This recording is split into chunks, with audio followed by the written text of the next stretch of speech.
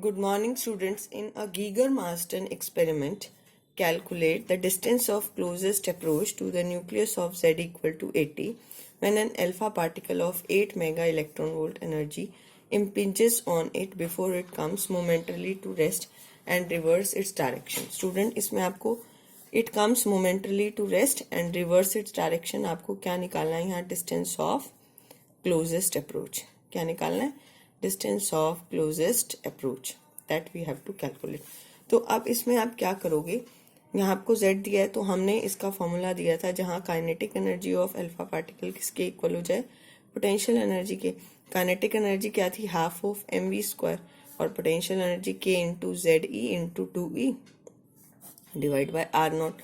तो यहाँ से आर नोट आ जाएगा आपके पास k into 2 Z into E square divide by kinetic energy. अब यहाँ काइनेटिक एनर्जी आपको दी हुई है 8 mega electron volt. Kinetic energy is 8 mega electron volt. 8 mega electron volt का मतलब क्या है, दिस इज 8 इंटू 10⁻⁶ मेगा और 1 इलेक्ट्रॉन वोल्ट 1.6 इंटू 10⁻⁻19. तो ये हमारे पास काइनेटिक एनर्जी आ जाएगी. तो आप इसमें वैल्यू पुट करेंगे, k इज 9 इंटू 10⁻⁹. Z कितना दिया हुआ है 80, E आपको पता है 1.6 into 10⁻⁻19 charge on electron and it is 8 into 10⁻⁶ 1.6 into 10⁻⁻19 right.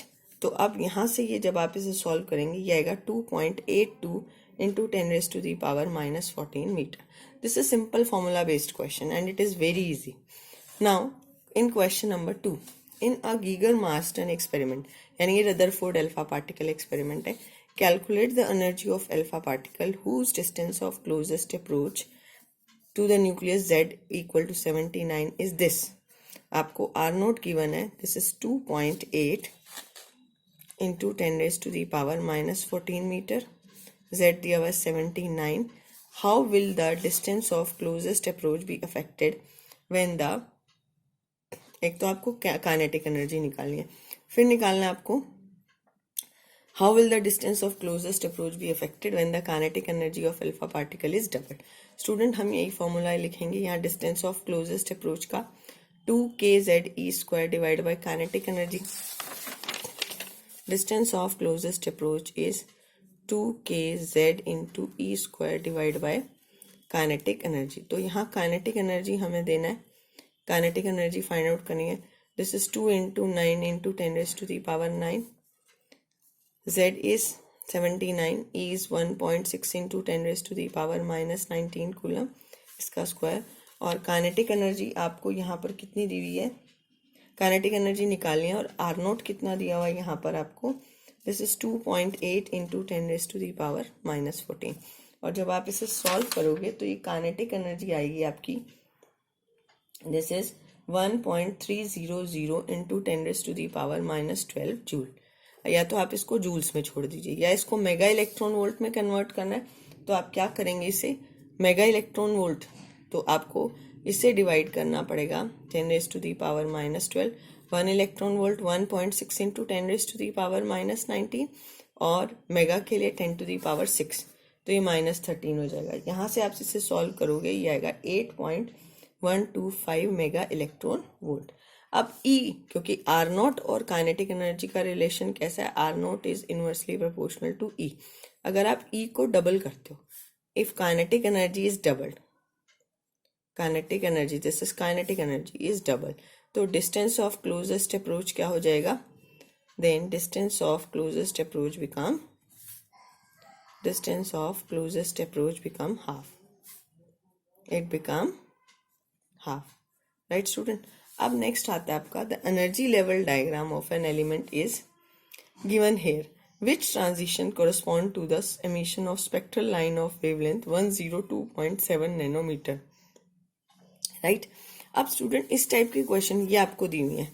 Energy level -13.6 electron volt, -3.4, -1.4, -0.85 electron volt. इसके कॉरस्पॉन्डिंग आपको 4 ट्रांजिशन दिए हुए, A, B, C and D.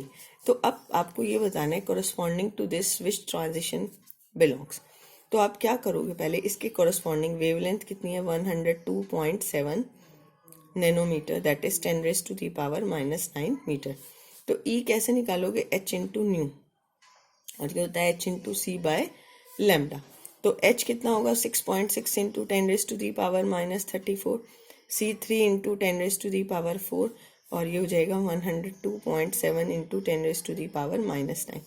यहाँ से आप इसकी एनर्जी निकालोगे और ये आएगी 12.1 electron volt.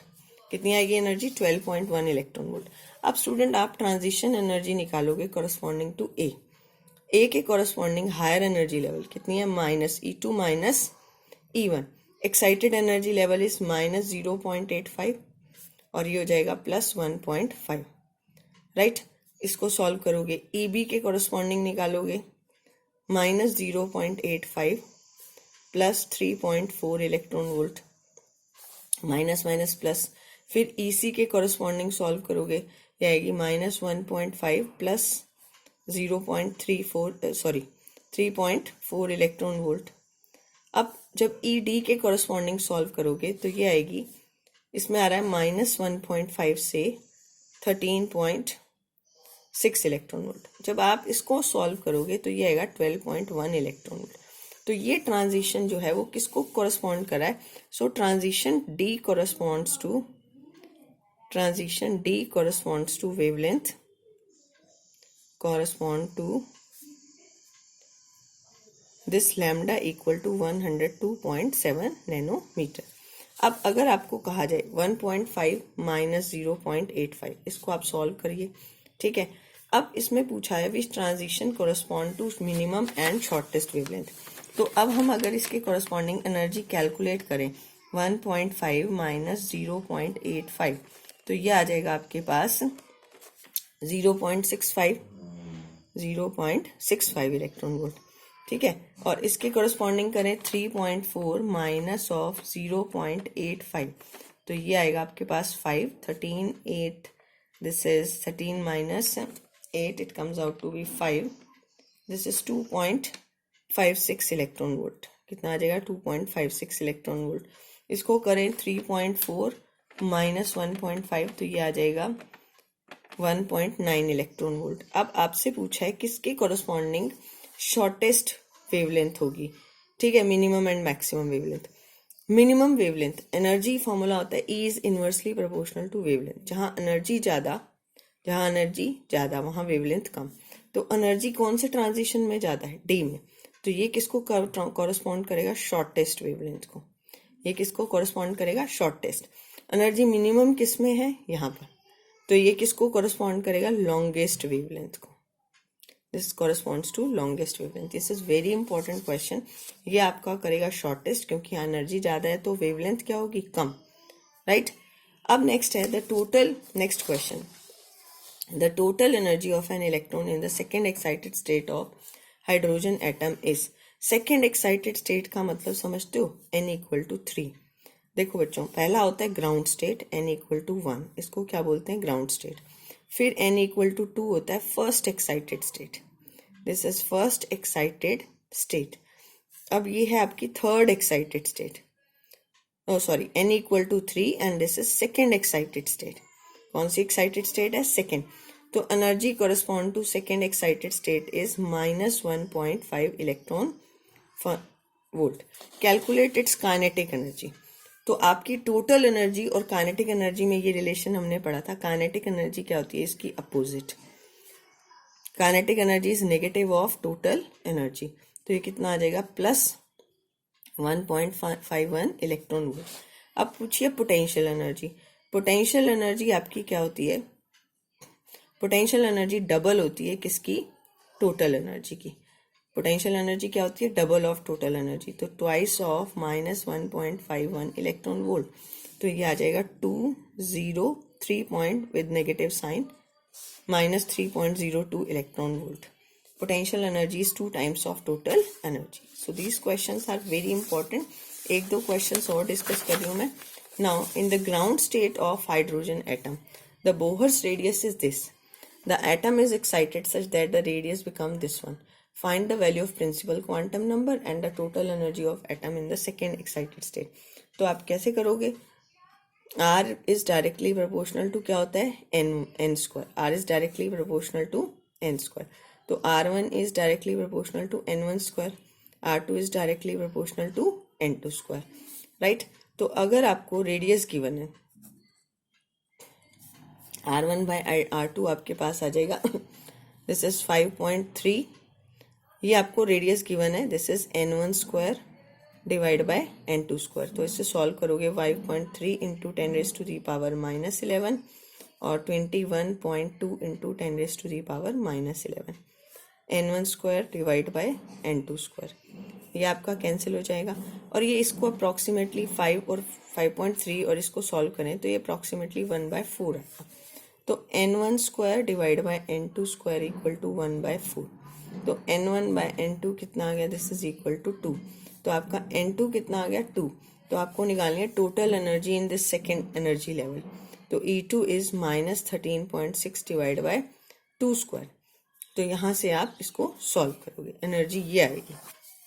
Now a hydrogen atom initially in the ground state absorb a photon which excites it to third excited state. Estimate the frequency of photon. Third excited state का मतलब क्या है बेटा, n इक्वल टू 4, क्योंकि पहली वाली को हम क्या लेते हैं ग्राउंड स्टेट. ठीक है, तो अब ये ग्राउंड स्टेट से n इक्वल टू 1 से कौन सी स्टेट में गया है, n इक्वल टू 4. एस्टिमेट यहाँ से इसको एनर्जी चाहिए. तो अब आपकी जो फ्रीक्वेंसी होगी E इज इक्वल टू, अगर हम ये कहें this is E2 minus E1, इसके कॉरस्पॉन्डिंग एनर्जी निकालो -13.6 डिवाइड बाय 4 स्क्वायर और इसके कॉरस्पॉन्डिंग माइनस ऑफ माइनस तो आ जाएगा ये -0.85 प्लस 13.6. तो ये आएगा 12.75 इलेक्ट्रॉन वोल्ट. अब आपको इसके करस्पॉन्डिंग क्या निकालनी है, फ्रीक्वेंसी. तो आप h इंटू न्यू ले लोगे